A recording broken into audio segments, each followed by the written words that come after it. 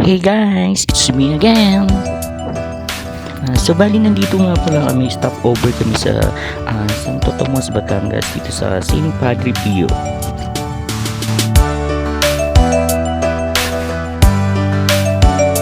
So ayan, picture muna kami dito sa may arko ng Santo Tomas, Batangas at kumain muna kami ng tanghalian bago sumabak sa rides. A few moments later. So bali, apat nga pala kami nag-rides ngayon. So bali, itong corner na to, bali nasa ano na tayo ngayon? Papuntang Alaminos, Laguna. Tara, samahan nyo kami at puntahan natin yung Yambu Lake dito sa may Nagcarlan, Laguna.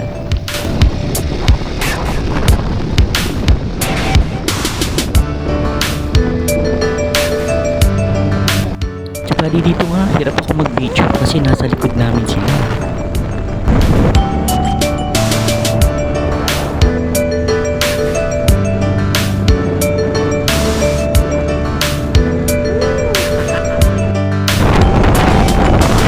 So dito nga kasalukuyang makulimlim ang panahon.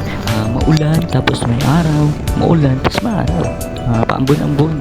Kaya medyo hirap yung biyahe at time.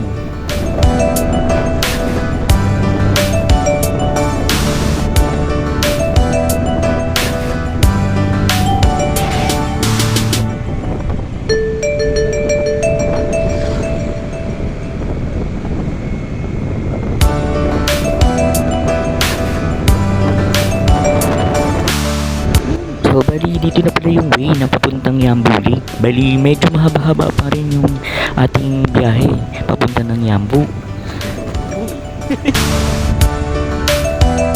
Lubog? Ha?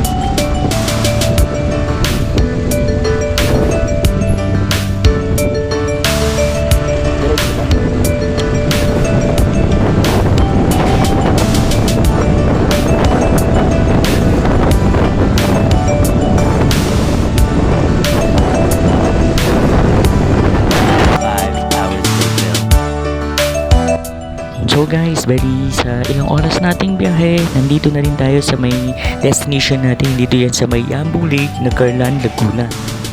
Tara guys, samahan nyo kami at tayo ay mag-camping dito sa nature park ng Yambu Lake.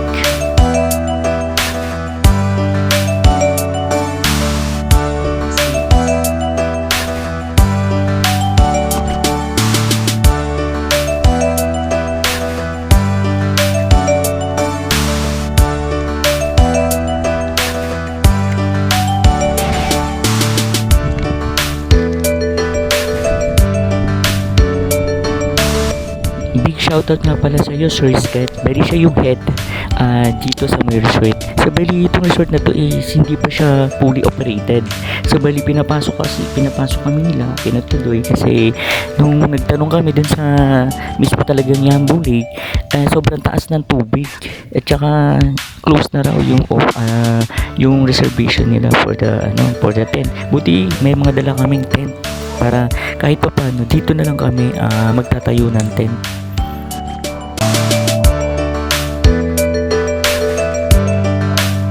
Tara, samahan niyo ko at libutin natin itong resort nila. Hindi daw.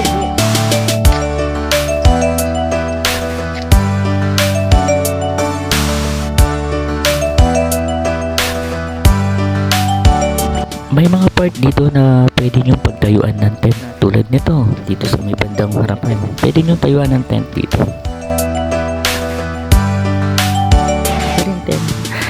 So dito nga sa part na to, may makikita kayong mga parang Egyptian theme. So parang ang tema ng resort nito is more on Egyptians. So sobrang laki ng resort nila. Bali dito, makikita nyo dito, pwede kayo dito magano ng mga events. So bali, sobrang laki kasi meron sa taas and then meron din dito sa baba. Pero sabi nila, sabi ng head nila dito, hindi pa siya fully operated kasi may mga kulang pa ng mga permits. So bali dito kami nagtayo ng mga tent, kanya-kanya kaming tent. So 4 kami. Yan po. Yan.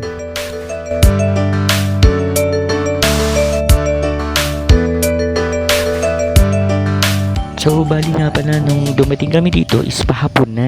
Tapos, bali medyo mataas na yung tubig. Kaya, so naisipan namin na dito na kami magtayo ng tent namin.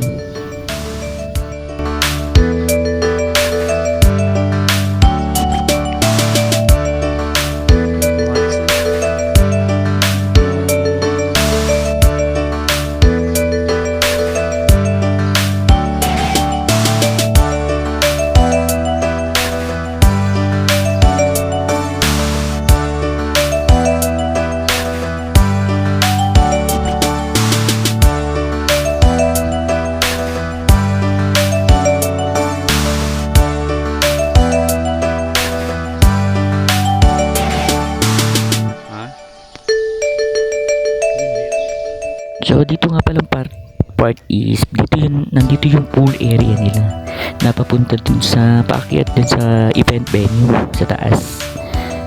Ayan. Tapos nandito rin yung mga kwarto.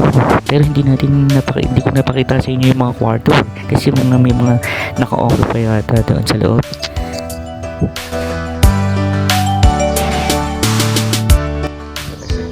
So ito nga pala yung paakyat papunta dun sa taas. So makikita nyo dito,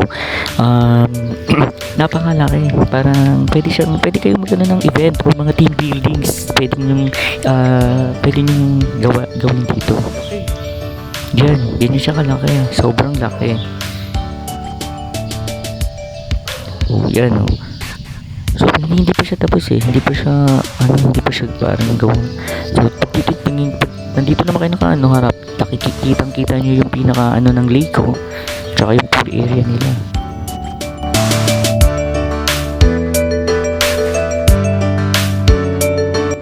Diba? Sobrang ganda nung nung resort. Pero big shoutout nga talaga kay Sir Scott kasi pinatuloy niya kami rito sa murang budget lang na binigay niya sa amin para sa pagtayo ng tent lang namin. Maraming salamat sa inyo, Sir Scott.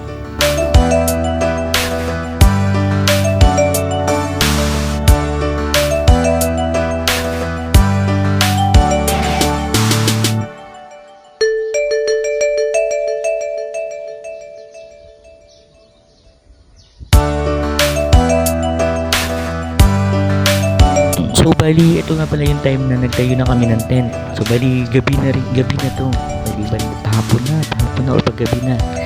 Yan. Dito na kami nagsimula na maglagay ng mga tent.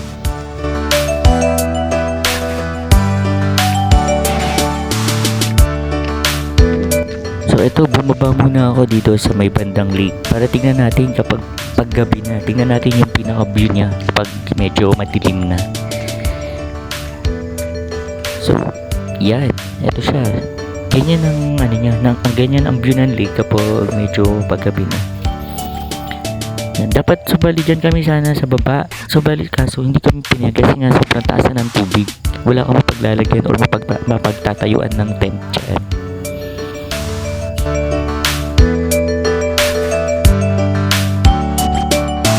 So dito, bali nag-chill muna kami dito. Bali nag-shot konti, pampatulog kasi sobrang lamig dito. Tapos umulan pa. Magdamag na ulan yung nadatnan namin dito. Kaya ito, nag-chill muna kami. Para kahit pa paano mainit sa loob ng tent. So bali ito yung pang second day namin dito. Bumaba na ako tsaka tinignan ko kung medyo mataas pa rin yung tubig. Ayan. Yan na yung lake. Medyo makulimlim pa rin kasi nga umulan kagabi.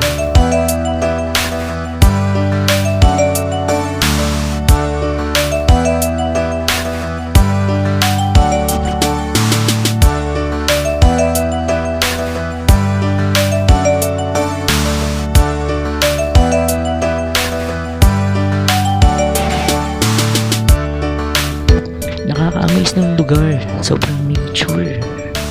At sobrang ganda. Yan siya, diba? Kaya, so try nyo pumunta rito sa mga ganitong lugar para kahit pa paano makaka-relax sa inyo.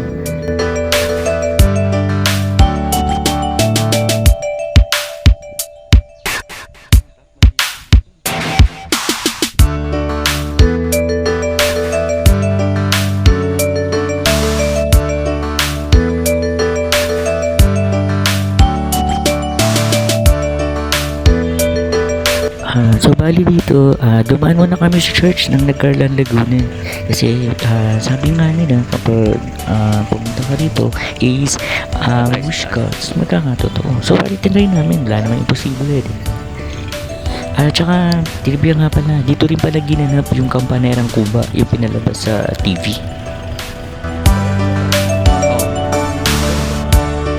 Ito yun.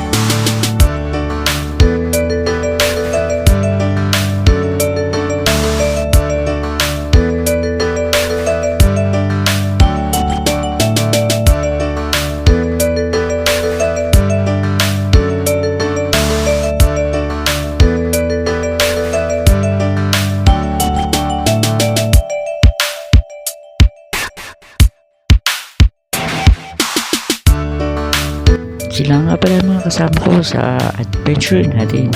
So balian ko na itong video. Maraming salamat.